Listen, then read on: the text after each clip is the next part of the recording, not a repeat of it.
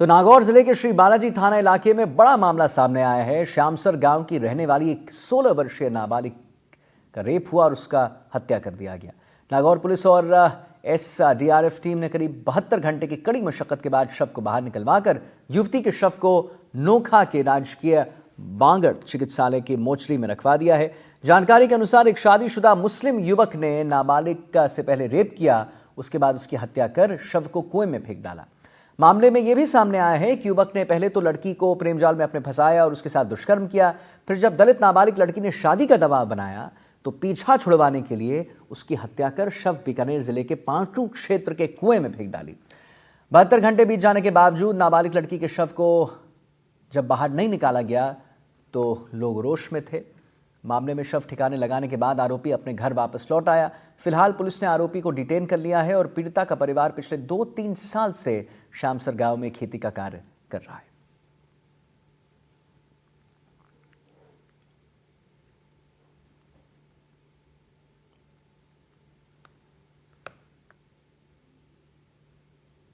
सोलह वर्षीय नाबालिग का कुएं में मिला शव और पुलिस और एसडीआरएफ ने 72 घंटे की कड़ी मशक्कत के बाद शव को बाहर निकाला। ये पूरा मामला हम आपको समझा रहे हैं। शादीशुदा मुस्लिम युवक ने रेप और हत्या किया। शादी का दबाव बनाने पर हत्या इस 16 वर्षीय बच्चे के साथ की गई। हत्या कर शव बीकानेर जिले के पांचू क्षेत्र के कुएं में फेंक दिया गया और पुलिस ने आरोपी को डिटेन अब कर लिया है। तो ये है पूरा मामला जिसके बारे में हम आपको अवगत कराने हैं। जो आप तस्वीर देख रहे हैं वो तस्वीर वही है जब शव निकाला जाना था कुएं से। 72 घंटे के कड़ी मशक्कत के बाद एसडीआरएफ की टीम ने इस नाबालिग बच्ची का जो शव है उसे निकाल लिया है।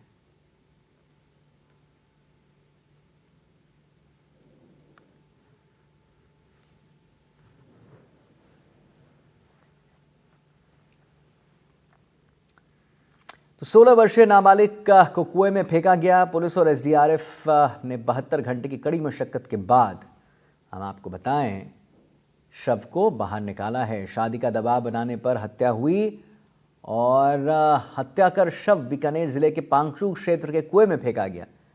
बताया यही जा रहा है कि मुस्लिम लड़के ने पहले प्रेम जाल में इस लड़की को फंसाया, नाबालिग लड़की को। उसके बाद जब इस लड़की ने कहा कि तुम मुझसे शादी कर लो, तो उसके बाद पीछा छुड़ाने के लिए इसने पहले उसके साथ कई बार दुष्कर्म किए, रेप किया और उसके बाद उसे मौत के घाट उतार दिया और शव को फेंक दिया एक कुएं में। 72 घंटे की कड़ी मशक्कत के बाद एसडीआरएफ की जो टीम है उसने कुएं से उस शव को बरामद किया।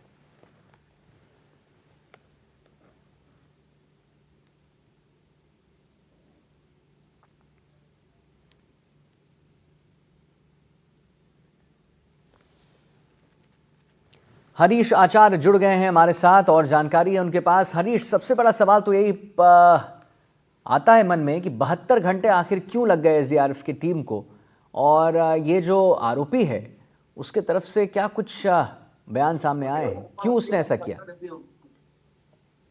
जी, मैं आपको बताना चाहूंगा ये जो पूरा मामला है, इसको जो जिस तरीके से पुलिस जिस एंगल से देख रही है, 2 नवंबर को एक लड़की अपहरण का जो है केस दर्ज होता है और पुलिस उसी एंगल पे जांच करती है कि लड़की कहीं ना कहीं किसी के साथ भाग चुकी है। लेकिन जब लड़की नहीं मिलती है, पुलिस पे इस तरह का प्रेशर बनाया जाता है जांच में कि आप लड़की क्यों नहीं ढूंढ पा रहे हैं, ग्रामीणों द्वारा, लड़की के परिवार द्वारा। तब जाके पुलिस को जो जानकारी मिली गांव से कि वो किसी लड़के से पहले फोन पे बात करती थी, उससे जांच की जाए। तो वो कॉल रिकॉर्ड और फोन के आधार पर उस लड़के पे पहुंचती है। तो लड़के को जब गंभीर तरीके से पूछताछ की जाती है पुलिस के हिसाब से, तो वो बताता है कि 2 तारीख की रात थी नवंबर की, उससे पहले हमने भागने का प्रोग्राम बना लिया था घर से। तो हम लोग दोनों घर से साथ निकले थे वहां से भागने के लिए। हम दोनों एक दूसरे से प्यार करते थे। लड़की जो थी वो नाबालिग थी और जो लड़का है, जो व्यक्ति है, वो 2 बच्चों का पिता है और शादीशुदा है, जो मुस्लिम समुदाय से आता है, और लड़की है जो दलित परिवार से आती है। दोनों के बीच में जो प्यार का चक्कर था, उसी चक्कर में लेके दोनों फरार होने के चक्कर में थे। लेकिन कुछ समय जाने के बाद में जब नागौर जिले का जो श्री बालाजी थाना है उसको लांद के वो जब बीकानेर थाने में पहुंच जाते हैं, तो वहां जाके एकदम उनका मन चेंज होता है। चेंज होने के बाद में दोनों साथ में जीने मरने की कस्में खाते हैं। लेकिन वहां पे लड़की जो है उस कुएं में कूद जाती है मरने के लिए, और लड़के का मन जो है एकदम लड़की के कूद जाने के बाद में डगमगा जाता है। तो वो नहीं वहां नहीं, से एक मिनट तुरंत एक मिनट अपने एक घर मिनट पे एक मिनट, पहुंच जाता आप है। कह रहे हैं, एक मिनट, आप कह रहे हैं कि ये प्रेम प्रसंग का मामला है, उसके बाद लड़की और जी लड़का जो है दोनों एक दूसरे से जीने मरने के वादे करते हैं, और उसके बाद ये एक आगे चले जाते हैं भागकर, उसके बाद इनका मन डोलने लगता है, लड़के का मन करता है कि हम आगे ना बढ़ें, लड़की फिर सुसाइड कर, लड़की फिर पानी में कूद जाती है, लड़का नहीं कूदता है। क्या ये वो है कि जी भाई तुम भी कूद जाओ मैं भी कूद जाते हैं, खत्म करते हैं, निपटाते हैं, वो वाली बात है क्या? जी, वो वाली बात थी। अच्छा। लेकिन इसके अंदर जब पुलिस एंगल उस पर जांच करती है और रिकॉर्ड के आधार पर उस लड़के तक पहुंचती, उस व्यक्ति तक पहुंचती है, तो कई चौंकाने वाले सामने आते हैं। जैसे कि लड़की की जो डेड बॉडी मिली है करीब 5 दिन बाद में मिली है, क्योंकि आज 7 तारीख हो चुकी है, 2 तारीख की रात की घटना थी। तो इस 5 दिनों में जो वहां पे कुएं की स्थिति थी, उस कुएं में जो 450 से 500 फुट नीचे गहरा कुआं बताया जा रहा है, जिसमें लड़की की डेड बॉडी मिली है, जी। लड़की की डेड बॉडी पूरी सड़ चुकी है। तो पुलिस इस एंगल पे जांच कर रही है पोस्टमार्टम रिपोर्ट के आधार पर कि क्या वास्तव में इसका जो रेप करके उसके अंदर डाला गया था, या उस लड़के के साथ में कोई और भी थे। मतलब अभी इसकी लेकिन पुष्टि हो नहीं सकता हुई है, है, मतलब इसकी अभी अभी इसकी पुष्टि नहीं पुलिस ने हुई है। पुष्टि नहीं की है। जी, पुलिस ने पुष्टि नहीं की है इसकी पोस्टमार्टम आपकी, क्योंकि पोस्टमार्टम आज होना बाकी है। तो उसके बाद में जो जांच रिपोर्ट सामने आएगी, उसके आधार पर पुलिस आगे कार्रवाई करेगी, क्योंकि पुलिस ये भी मान रही है 500 फुट करीब नीचे जो गहरा कुआं था, उसके अंदर कूदने से भी उस लड़की के चोटें लग सकती है। जी जी बिल्कुल सही बात है कि चोटें लग सकती हैं। और क्या जानकारी है आपके पास, क्योंकि आप बड़े अच्छे डिटेल्ड वर्जन में जानकारी दे रहे हैं, और क्या जानकारी है आपके पास?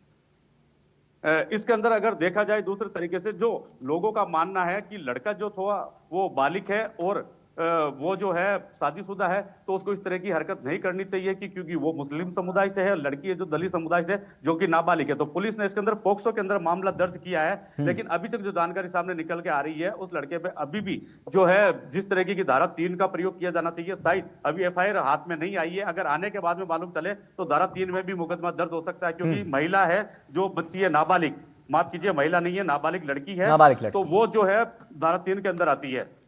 ठीक है, जो उसका जातीय समुदाय है उस हिसाब से। तो पुलिस उसके अंदर किस एंगल से जांच करेगी, ये पोस्टमार्टम रिपोर्ट, जैसे कि बलात्कार की चीज सामने आ रही है, लोग ऐसे जता रहे हैं, लेकिन जब तक पोस्टमार्टम रिपोर्ट नहीं आएगी तब तक हम इस चीज को कैसे बता सकते हैं कि उसके साथ रेप हुआ। ठीक है, चलिए बहुत बहुत धन्यवाद महत्वपूर्ण जानकारी देने के लिए।